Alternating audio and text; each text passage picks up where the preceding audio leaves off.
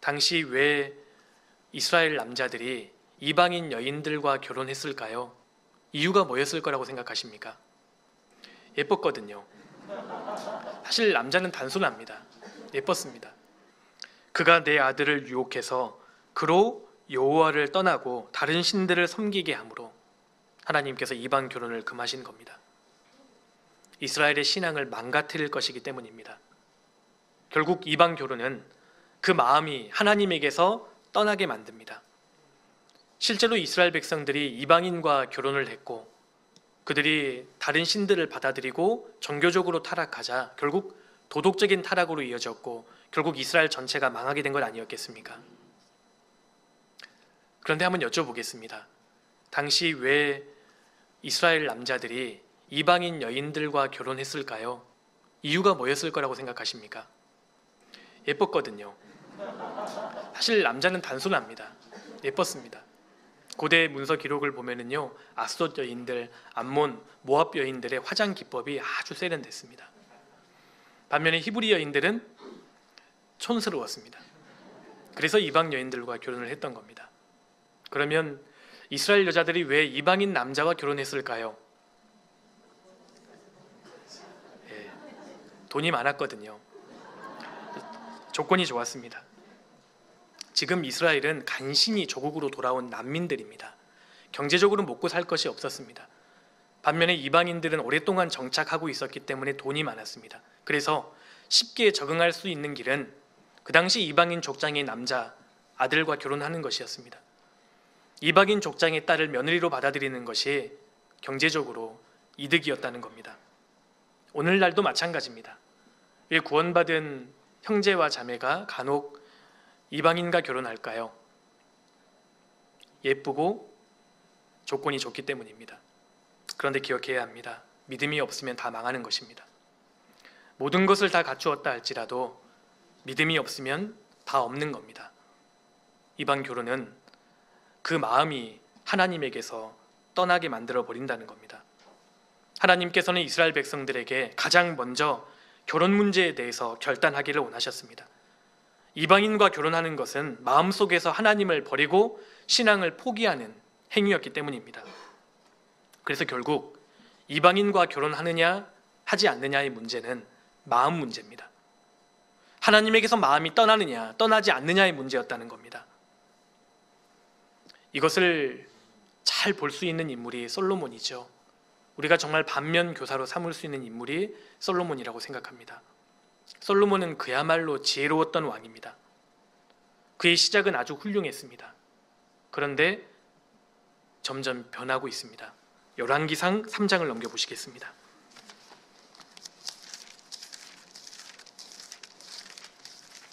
열왕기상 3장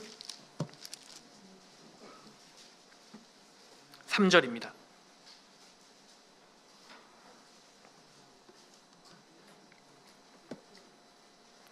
열왕기상 3장 3절입니다.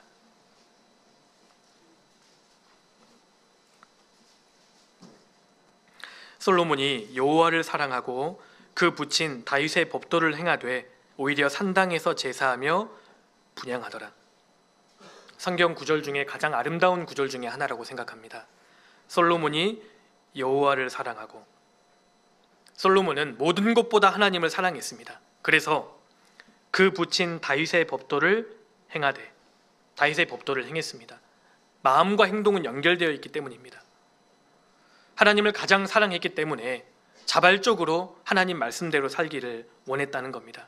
그는 진심으로 하나님을 사랑했습니다. 그런데 시간이 지나면서 솔로몬이 이방 여인을 받아들였고 변해버립니다. 11장 넘겨보시겠습니다. 11장 1절입니다.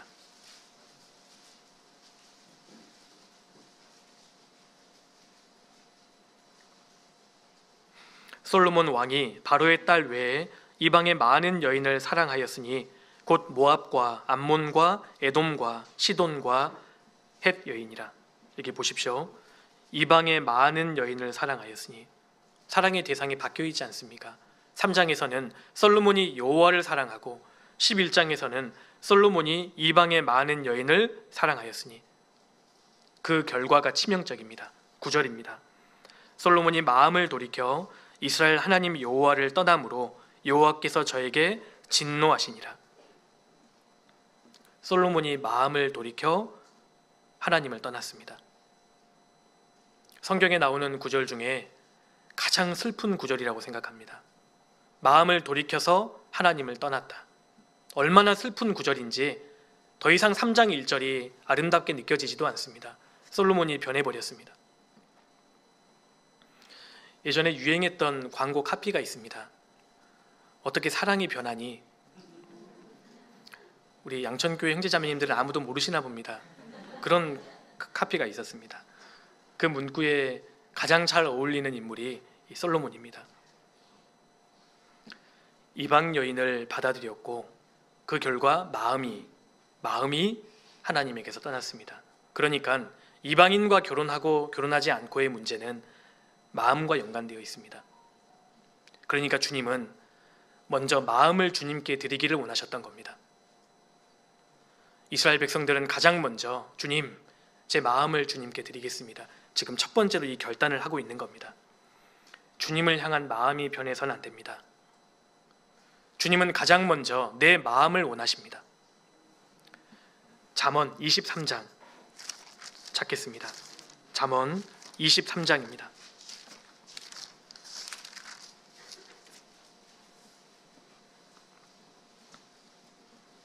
26절입니다. 잠언 23장 26절입니다.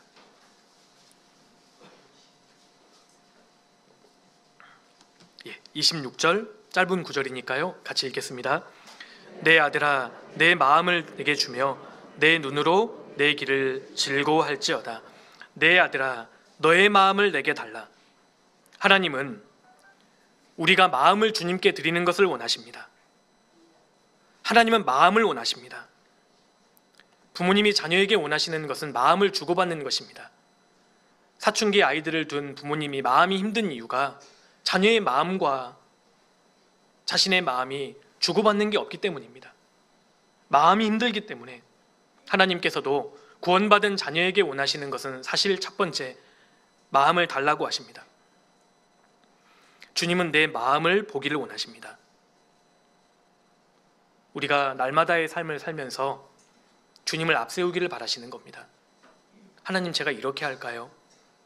하나님, 제가 저렇게 할까요? 하나님, 제가 이 길로 갈까요? 저 길로 갈까요? 하나님, 혹시 제 인생 가운데 오늘 제가 주님 마음을 아프시게 해드린 것은 없나요? 우리의 마음이 민감해져야 합니다. 내가 정말 하나님을 가장 존중히 여기고 하나님을 가장 사랑하는가, 이걸 점검해야 합니다. 매일 아침 하나님께서 내게 물으시는 질문이 한 가지 있다면 너가 나를 사랑하느냐? 이 질문일 것입니다. 부활하신 예수님께서 베드로에게 나타나셔서 한 가지를 물으셨습니다. 요한의 아들 시몬아, 너가 나를 사랑하느냐? 이 사람들보다 너가 나를 진짜 사랑하냐? 주님 이걸 한 가지 물으십니다. 주님은 베드로에게 과거를 묻지 않으셨습니다. 현재를 물으셨습니다. 지금 너가 나를 사랑하냐? 그리스도인은 과거를 묻고 사는 사람들이 아닙니다.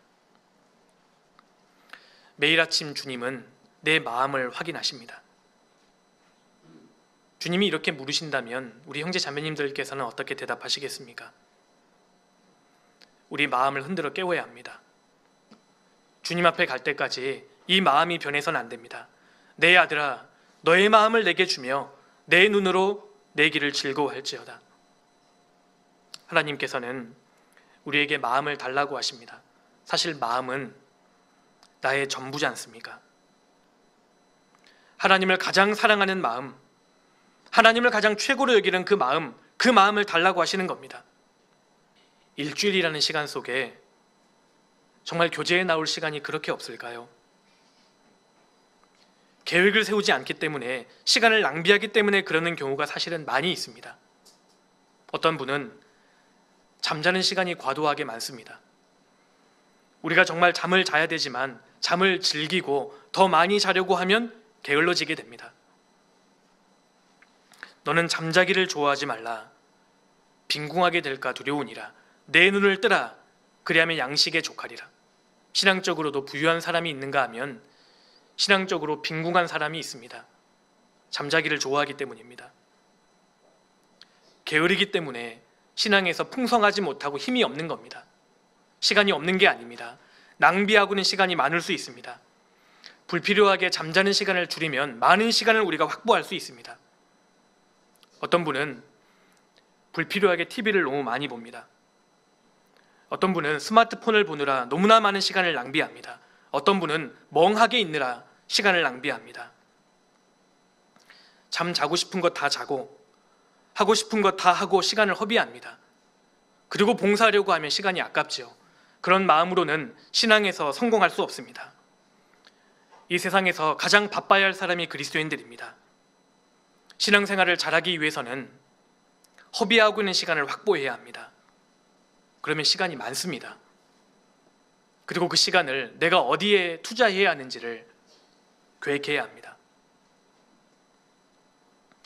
과거 몇 년 전에 서울중앙교회에서 피아노 치는 봉사를 하셨던 자매님께서 먼저 주님 품으로 돌아가셨습니다.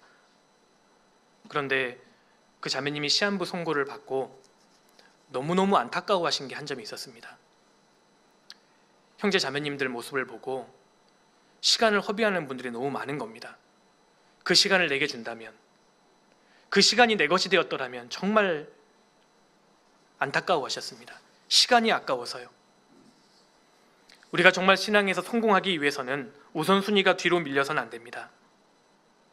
낭비하는 시간을 확보하셔야 합니다. 그리고 그 남은 시간 어떻게 투자해야 할지를 계획해야 합니다.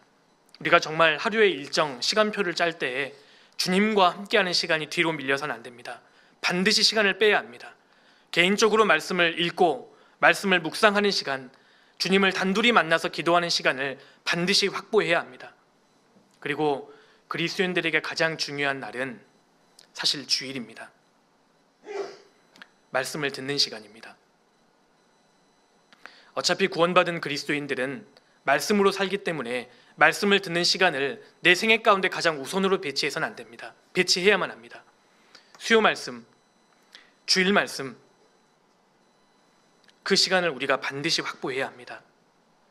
그 다음에는 구역 모임, 조모임, 청년의 모임, 그리스도인들이 함께 모이는 시간대를 가장 중요한 시간으로 배정한 뒤에 나머지 일정을 짜야 합니다. 교제는 시간이 될 때 나오는 게 아닙니다. 교제는 가장 우선순위로 배치해야 합니다.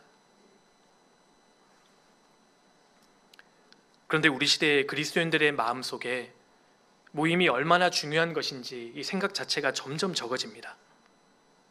생각해 보십시오. 사실 저희가 교회당에 모여서 시간을 보내는 것은 일주일에 24시간도 되지 않습니다. 아주 작은 시간입니다.